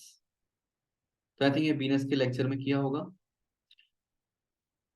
कि इंटेलेक्चुअल पर्सन बनते हैं सैटर्न प्लस वीनस से, ट्रैवल करना बहुत अच्छा लगता है, एक्सप्लोर द वर्ल्ड, वर्ल्ड को एक्सप्लोर करना चाहते हैं। हाँ, और नरेंद्र मोदी का चार्ट आपने देखा होगा, यहाँ पर सैटर्न प्लस वीनस यहाँ देख रहे हैं 10th हाउस में ना। आई थिंक ये भी सब कवर किए होंगे। मून प्लस सैटर्न, हाँ ये तो हमने मून के लेक्चर में कवर किए थे। इनके बारे में, केजरीवाल के बारे में, ये सन प्लस सैटर्न, ये भी हमने कवर किया था, bad relations with father, Aditya, Yogi Adityanath. और जुपिटर प्लस सैटर्न, हाँ जुपिटर प्लस सैटर्न में उस समय एग्जांपल लिया था हमने कपिल देव का, सेम एग्जांपल हम देखें महेंद्र सिंह धोनी, और यही दो लोग हैं जिन्होंने इंडिया को वर्ल्ड कप जिताया है। तो यहाँ देखो, लग्न में ही जुपिटर प्लस मून भी है, जुपिटर प्लस सैटर्न भी है। तो जुपिटर प्लस मून में हमने एग्जांपल लिया था उनका, कपिल देव का, और यहाँ भी जुपिटर प्लस मून। तो कितना हाईली गजकेसरी लोग हैं और लकी बनाते हैं इंसान को। तो यही दो पर्सन है जिनकी कैप्टेंसी में इंडिया ने 2 बार, एक एक बार दोनों की कैप्टेंसी में वर्ल्ड कप जीता है। ठीक, तो हरे कृष्ण, सेशन कंप्लीट हुआ, किसी को कोई डाउट है तो बताइए, हम डिस्कस करते हैं। सर इसमें आपने जब सिग्निफिकेटर की बात करी थी हम्म, तो सिर्फ आपने 10th हाउस स्पेसिफाई किया है, पर हाँ 10th हाउस के अलावा दूसरा हाउस है। हाँ, 10th हाउस के सर अलावा और भी होते हैं, लाइक 8th हाउस होता है डेथ का हाउस, डेथ या ट्रांसफॉर्मेशन का हाउस वो, प्लस 12th हाउस एक्सपेंस का बोला जाता है। 6th also of the sun. 6th also, specially जो ऑब्स्टेकल्स, प्रॉब्लम्स, ये सब आता है ओके ना, वो और सब अब चीजें अभी हाउस रिलेशन, जब हाउस पढ़ेंगे ना तब इस समय डिटेल में डिस्कस होगा सिग्निफिकेशन। ठीक है। और किसी के अगर लाइक जो शनि है अगर वो मेल के अ, उस स्पाउस वाले हाउस में बैठेगा तो उसका क्या इफेक्ट होगा सर? वो डिपेंड करेगा उसको अभी कौन कौन देख रहे हैं और किस राशि में है, ये सब डिपेंड करेगा। पर एक बात हम ये भी बोल सकते हैं, ऐसा बहुत ज्यादा हैवी कर्मा है जो उस पर्सन को उसमें इस लाइफ में झेलना है रिगार्डिंग स्पाउस। ओके मतलब जहाँ पे भी ये प्लेस्ड होता है तो हमें उस अकॉर्डिंग हमारे कर्म झेलने होंगे। बिल्कुल, और 6th हाउस किसका आता है? कर्म झेलने का मतलब है कि कुछ ना कुछ थोड़ा negative, anxiety, anxiety, fear, sorrow, ये थोड़ा रहेगा उसकी लाइफ में उस हाउस से रिलेटेड। ओके और 6th हाउस सर किसका रहता है?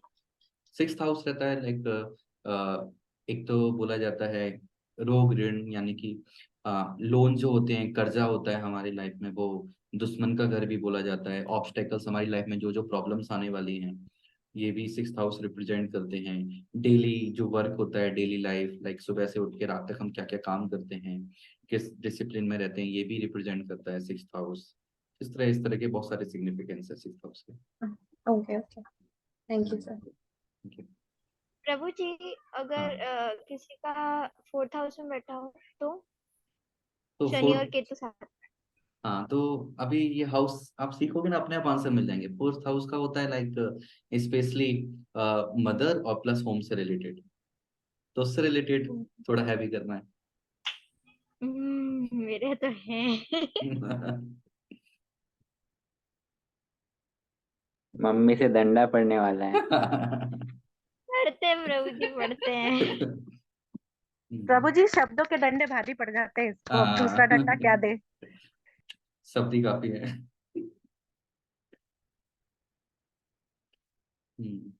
और कोई डाउट? और प्रभु जी 5वीं राशि में है, 4th हाउस में 5वीं राशि में शनि केतु बैठा है उसके, तो उसका भी पांच, कुछ असर होगा। हाँ बिल्कुल असर होगा, मॉडिफिकेशन थोड़े थोड़े आ जाते हैं, है ना। तो ये अभी राशि हम कवर करेंगे ना, तो फिर डिटेल में समझ में आएगा, ओके प्रभु जी। है ना। अगर सेकंड हाउस में हो तो मून के साथ में। सेकंड हाउस में होगा तो सेकंड हाउस का सिग्निफिकेशन मालूम है आपको? सेकंड हाउस क्या रिप्रेजेंट करता है? हाँ, स्पीच। स्पीच, फैमिली, वेल्थ, ये रिप्रेजेंट करता है। और सेकंड हाउस में शनि है तो कहीं ना कभी मतलब ऐसा तो होगा, ये व्यक्ति ऐसी कड़वी बातें बोलता है कि सामने वाले का, ऐसे कड़वे शब्द बोलता है कि सामने वाले का दिल टूट जाएगा, है ना। पर मून है तो थोड़ा कम होगा, मतलब कभी कभी होगा कभी नहीं होगा, थोड़ा बच जाएंगे। और डिपेंड करेगा अब राशि कौन सी है, कौन कौन देख रहे हैं, इस पे भी डिपेंड थर्ड करेगा, राशि है, है ना। जेमिनाई। हाँ, तो कभी तो ऐसे शब्द तो डेफिनेटली पर्सन कभी ना कभी बोलता होगा, स्पेशली जब वो उसको मेंटली अनस्टेबल होता होगा, थोड़ा एंजाइटी में, टेंशन में, कि सामने वाले का दिल टूट जाएगा, मतलब चुभ ओके। जाएंगे तीर की तरह उसके शब्द। ओके प्रभु जी। ईश्वर राधिका माता जी, आपका क्वेश्चन। अरे, हरे कृष्ण। फिर लास्ट में जो आपने चार्ट दिखाया था सैटर्न जुपिटर का, उसमें एक पॉइंट था लिमिटेड एक्सेस टू ऑप्टिमिज्म। तो माता जी आपकी आवाज कम आ रही है थोड़ी। हरे कृष्णा, तो हाँ, यस। सुनाई दे। हाँ, ब्रेक हो वीडियो रही ऑफ है कर बीच में। लीजिए। मैंने तो आज धूप बत्ती भी जलाई, फिर भी आवाज। वीडियो ऑफ कर लीजिए। और टेक का इसलिए सजेस्ट किया था क्योंकि टेक्निकल इशू होता है ना राहु से रिलेटेड, हाँ, तो तो वो आप आपने आपने धूप जलाने को बोला था ना, मैंने जलाया धूप। ओके, नेटवर्क इशू होगा। नेटवर्क इशू को ठीक करने के लिए क्या जलाना है? नो नो, वो टेक्निकल इशू का ठीक है। अच्छा, आप दो वीडियो ऑफ करके पूछ सकते मैं तो मैं पूछ रही थी हाँ। कि जुपिटर और सैटर्न का जो आपने लास्ट में दिखाया, हम्म। वो महेंद्र सिंह धोनी का, अ, उसमें एक पॉइंट था लिमिटेड एक्सेस टू ऑप्टिमिज्म। हम्म।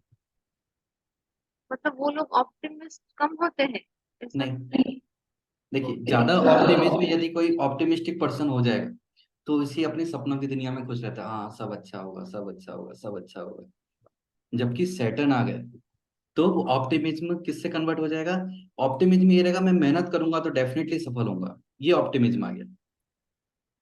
और ये आ गया कि मेहनत नहीं करूंगा तो मैं सक्सेस नहीं मिलेगी मुझे, मैं सफल नहीं होऊंगा, ये भी उनमें आ गया। तो ये है लिमिटेड एक्सेस ऑफ ऑप्टिमिज्म।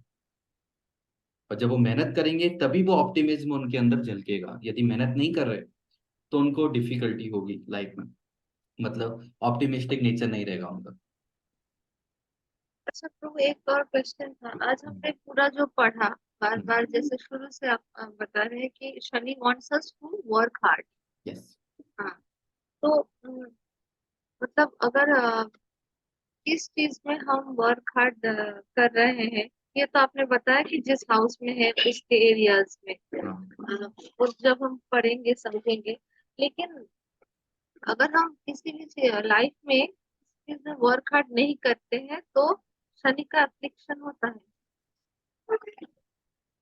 नहीं ऐसा नहीं बोल सकते, हम ये बोलेंगे शनि यदि एफ्लिक्टेड है ना, अच्छा, तो हमारा ये नेचर होगा कि हम परेशानियों से सामना ना करके हम उससे ना दूर भागने की कोशिश करेंगे। तो उस तब शनि पनिश करता है। हाँ। तो उसकी लाइफ में ऑब्स्टेकल ज्यादा होंगे और ऑब्स्टेकल से वो बचने की कोशिश करेंगे, जबकि मेन इसके पर्पस है ऑब्स्टेकल को, हाँ, एस्केपिंग नेचर आ जाएगा। लेकिन जबकि हमारा ये होना चाहिए कि हमें डटकर सामना करना है ऑब्स्टेकल्स का। तो इस नेचर से निकलने का भी है प्रभु कोई प्रोसेस एस्केपिस्ट नेचर नॉलेज, से? नॉलेज जब हमें समझ में आ गया कि हम ऑब्स्टेकल्स से बचने का एक ही तरीका है कि उसका सामना करना है। और क्यों सामना करना है? क्योंकि हमारा इम्प्रूवमेंट करना है, हमारा जो लेवल है इसको इम्प्रूव करना है, मेंटली स्ट्रांग बनना है। जो जिम का एग्जांपल दिया था ना, ज्यादा वजन उठाएंगे धीरे धीरे तो हमारे मसल्स बन जाएंगे, उसी तरह ज्यादा स्ट्रांग बनना है हमें तो परेशानियों का सामना करना ही पड़ेगा। तो इंसान में यदि ये माइंडसेट आ गया कि मुझे अपने आप को इम्प्रूव करना है, तो वो कभी ऑब्स्टेकल से डरेगा नहीं, परेशानियों से डरेगा नहीं। इससे जैसे नॉर्मल एस्केपिस्ट जो होते हैं या फिर जो ऐसे नेचर के हैं वो इस शायद ऐसा भी हो सकता है कि उनको नॉलेज है लेकिन they want to seek help from others. हाँ बिल्कुल। तो ये सब मतलब इस सब से भी निकलने का क्या प्रोसेस है? वो डिपेंड मतलब करेगा उस इसके लिए ना उनके स्पेसिफिकली सबकॉन्शियस ब्रेन में झांकना पड़ेगा, सबकॉन्शियस जो माइंड है अच्छा, कि उनका थॉट प्रोसेस कैसे काम कर रहा है, ये हमें समझना पड़ेगा। तभी हम उस पर्टिकुलर पर्सन को पर्टिकुलर डायरेक्शन में गाइड कर सकते हैं। ऐसे जनरल हम कुछ बोल नहीं सकते, है ना। ये इंडिविजुअल इंडिविजुअल पे डिपेंड करेगा, पर्सन टू पर्सन वेरी। मैं काफी ऐसी हूँ। तो तो बस प्रभु वो जी ये सबकॉन्शियस माइंड में कैसे समझेंगे सबकॉन्शियस में क्या है उनके? आपने अभी इतने सारे प्लैनेट्स पढ़े, तो बताइए कौन सबकॉन्शियस माइंड को रिप्रेजेंट करता है, याद कीजिए। मून।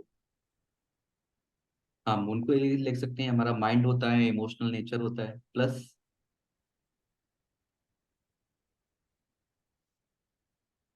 इस सबकॉन्शियस माइंड तक पहुंचने के लिए पहले माइंड तो जानना पड़ेगा, माइंड भी कैसा है। प्लस मरकरी, मरकरी के बारे में सुना है ना, पढ़ा था, सबकॉन्शियस माइंड, है ना। प्लस हाउस में आप जानेंगे कि थर्ड हाउस जो होता है वो भी सबकॉन्शियस माइंड होता है। तो इस तरह से इन सबको एनालिसिस करके हम आइडिया लगा सकते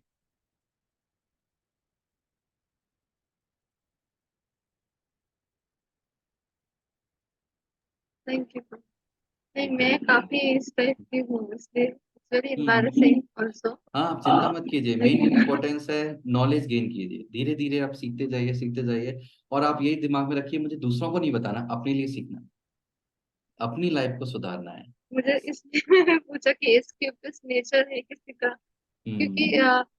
आई आई बीइंग अ डिवोटी ऐसा नेचर तो बहुत नेगेटिव है मेरे लिए, लेकिन मुझे थोड़ा ऐसे ऑब्स्टेकल्स आते हो तो किसी और से हेल्प लेना या किसी और के थ्रू हो जाए तो ठीक है मैं कम करूंगी, ये नेचर एक बहुत ज्यादा बढ़ गया है मतलब अंदर। खुद नॉलेज से मतलब सामना करने में डर लगता है किसी का, चीजें प्रॉब्लम। पता तो है सब कुछ फिलोसफी हम्म। सारी, लेकिन लगता हम्म। है अच्छा वो कर दे तो हो जाएगा, मुझे कम करना पड़ेगा। आपको तो जनरल फिलोसफी पता है ना, अपने आप को अभी तक जाना नहीं है, इसका मतलब आप अपने आप को जानिए, समझ प्रॉब्लम सॉल्व हो जाएगी। शायद और यही मेरा रीजन है इस कोर्स में हाँ, आने का। हाँ, और ये कोर्स इसलिए है, दूसरों को बाद में जानना है, सबसे पहले अपने आप को जानना है। अपने आप को जान लिया फिर दूसरों को जानना आसान हो जाएगा। आपने वो हमने वर्कशॉप कोर्स में एक लाइन हम्म। बताई थी कि हमको अपनी इनर पोटेंशियल जाननी है और हम्म। उसको कृष्ण कॉन्शियसनेस में यूज करना है। बिल्कुल। वही एक लाइन सुन के मैं इस कोर्स में आई थी हाँ। कि मुझे अपने इनर एबिलिटी जाने। I am almost 30 and I don't know what is my true calling. बस थोड़ा सा पेशेंस रखिए, सैटर्न यही बोलते हैं, पेशेंस रखिए। धीरे धीरे धीरे धीरे एक एक लेयर को हम खोलते जाएंगे। Hare Krishna. Any other doubt, question? No. Okay, then thank you very much. अब हाँ, हम ट्यूसडे को कवर करेंगे राहु, एंड थर्सडे को कवर करेंगे केतु। तो जैसे ही थर्सडे को केतु होगा, पूरे ऑनलाइन प्लैनेट्स कवर हो जाएंगे। और नेक्स्ट सैटरडे आप लोगों का एग्जाम होगा, अभी एग्जाम बंद हो गया 4 सेशन से। तो सैटरडे को जो एग्जाम होगा उसमें सारे प्लैनेट्स आएंगे, तो प्रिपेयर करें, मतलब कंबाइंड टेस्ट होगा, बड़ा टेस्ट होगा। प्रभु जी एक क्वेश्चन और था हाँ कि एक और मेरे सामने पत्रिका है, उसमें हम्म। केतु और शनि 12वें घर में बैठे हैं और हम्म। थर्ड साइन है वहां पे, हम्म। थर्ड नंबर का। हम्म। तो क्या जानना चाहते हैं? तो मतलब वो, क्योंकि मेरे हस्बैंड का पत्रिका है ये, तो वो पूछ रहे थे कि नहीं ये पूछो अभी तुम। तो इसमें थोड़ा नेचर तो ये हो सकता है, वैसे तो और भी प्लेसमेंट देखने पड़ते हैं बहुत सारी चीजें, पर एक थोड़ा एस्केपिस्ट नेचर भी हो सकता है। तो केतु 12th हाउस में जाना मतलब हो जाता है कि वो थोड़ा एस्केपिस्ट टेंडेंसी आ जाती है कि चीजों से दूर हट जाओ, क्योंकि 12th हाउस सॉलिट्यूड का होता है, स्पिरिचुअलिटी का होता है। स्पिरिचुअलिटी मतलब एकांतवास वाली स्पिरिचुअलिटी। हम्म। 9th हाउस धर्म का होता है, पर 12th वाला होता है लाइक हिमालय जाना, जंगल जाना, इसके डिस्टेंस वो वाली। तो उस तरह का थोड़ा हम्म। नेचर हो सकता है, पर और डिपेंड करेगा और प्लैनेट्स कहाँ पर है, असेंडेंट कहाँ पर है, बहुत सारी चीजें। हाँ, लेकिन जैसे आपने बोला था ना कि वो ये रहता है कि मतलब बहुत लाते खाने के बाद में फिर समझ में आता है। हम्म। मतलब काफी माया देवी की लाते पढ़ने के बाद में फिर हम्म। स्पिरिचुअलिटी की तरफ बढ़ते हैं, तो उसके लिए वो हम्म। सॉल्यूशन पूछ रहे थे, क्योंकि मैंने उनको ये बताया था कि हाँ इसका ये मतलब होता है। हम्म। तो वो पूछ रहे थे इसका सॉल्यूशन क्या है। सॉल्यूशन पता चलेगा, पर सॉल्यूशन से जानने से पहले है कि हमें प्रॉब्लम को पहले समझना हम्म। है ना। बिना प्रॉब्लम समझे हम सॉल्यूशन के बारे में बात करते, लाइक ज्यादातर आप देखोगे यूट्यूब चैनल या फिर फेसबुक ग्रुप या जनरल जो भी एस्ट्रोलॉजर है, हमेशा पहली चीज बोलते हैं, या एक्चुअली ज्यादातर लोगों से पूछते हैं इस चीज की रेमेडी क्या है, इस चीज की रेमेडी क्या है। फेसबुक में कुछ हम्म। ग्रुप है, उसमें सबसे पहले आता है मेरा सैटर्न 12th हाउस में है या सेकंड हाउस में, इसकी रेमेडी क्या है। अरे रेमेडी तब बताएंगे जब प्रॉब्लम तो बताओ, प्रॉब्लम क्या है, अपने आप को जानो पहले, हम्म। रेमेडी का करना क्या है। जैसे कि मैं फर्स्ट पिछला ईयर, ऐसा क्या कर्म किया है जिसकी वजह से ये आया है हाँ हॉरोस्कोप पिछला में। क्या कर्म किया है और इसमें हमें क्या क्या कर्म फल भोगने हैं, इस तरह का रखना है, उसके अकॉर्डिंग प्रॉब्लम आइडेंटिफाई करके देन सॉल्यूशन हम कर सकते हैं। जैसे तो मैं ये फर्स्ट हाउस में रहता है प्रभु जी, तो क्या मतलब भोगना पड़ता है। 12th हाउस में जैसे है सैटर्न प्लस केतु, तो यहाँ पर ऐसा हो जाएगा कि लाइक पिछले जन्म में उन्होंने इस तरह का चीज की है, वो एकांत पास में गए थे, लाइक जंगल या फिर अ, एकांत में कहीं गए थे, हिमालय वगैरह इस तरह से, और वहां पर हम्म। कुछ उन्होंने गड़बड़ करी, क्योंकि सैटर्न वहां पर है। केतु 12th में, इसका मतलब जंगल में वो डेफिनेटली गए हैं एकांत ओके। ढूंढने के लिए। लेकिन सैटर्न वहां हम्म। पर है, तो हो सकता है किसी को परेशान किया हो, किसी को मारा हो। हम्म। और स्पेशली 3 नंबर की राशि है, तो थर्ड ये बताता है फ्रेंड के साथ ही गड़बड़ करी होगी, या तो फ्रेंड के साथ या छोटे भाई बहन के साथ। ओके। हम्म। तो इस तरह से वो प्रॉब्लम यहाँ एक्सप्लेन कर रहा है। पर अब यहाँ देखना पड़ेगा अभी एस्पेक्ट किस किस का है, हम्म। वो भी इम्पोर्टेंट है। हाँ प्रभु जी, मतलब फिर इसके अकॉर्डिंगली फिर हम सॉल्यूशन पे जाएंगे। बिल्कुल। ओके प्रभु जी। जैसे फर्स्ट ईयर थैंक में था, तो हमारा एक सब्जेक्ट था इंजीनियरिंग ड्राइंग, तो बहुत टफ लगता था सबको। तो उसकी एक बुक थी, उसमें क्या है, एक ड्राइंग बनानी होती थी बहुत सारे स्केल्स वगैरह से, और वो ड्राइंग बनाने में करीब 2 आवर्स का समय लगता था। स्टार्टिंग में 2 to 3 आवर्स एक ड्राइंग बनाने में लगता था, बहुत सारे मेजरमेंट होते थे। और उसका एग्जाम था, उसके एग्जाम में 2 आवर्स का सब एग्जाम था, और उसमें 6 क्वेश्चन सॉल्व करने थे। तो ये बहुत टफ हो जाता था, लेकिन प्रैक्टिस के बाद बन जाता था। तो सबने क्या किया, जो बुक, एक बुक थी उसमें सब सॉल्यूशन थे, सारे सॉल्यूशन बनाना सीख लिया, कौन सा कैसे बनेगा, कैसे बनेगा, कैसे बनेगा। एग्जाम में बैठे सब लोग, उन्होंने देखा पास सॉल्यूशन तो सारे आते थे, बस ये याद नहीं था किस क्वेश्चन का कौन सा सॉल्यूशन है। तो इसलिए प्रॉब्लम में फंस गए, इतनी मेहनत सब वेस्ट हो गई। ओ गॉड। सिमिलरली रेमेडी हम जान लेते हैं, लेकिन प्रॉब्लम नहीं पता, तो फिर रेमेडी का क्या हम्म। करेंगे। यस प्रभु जी, very true. Thank you very much प्रभु जी। Thank you. हरे कृष्णा। तो फिर हम ट्यूसडे को मिलते हैं राहु की क्लास में, उसमें हम ये भी देखेंगे राहु एक्चुअल में कहाँ एग्जिस्ट करते हैं यूनिवर्स में, हमारे जो सौर मंडल है उसमें राहु केतु कहाँ पर है। ठीक। Hare Krishna, thank you very much. जगत गुरु शिल प्रभुपाद की जय। जय जय। Hare Krishna. Thank you very much प्रभु जी। हरे हरे कृष्णा, दंडवत प्रणाम सभी कृष्णा। को।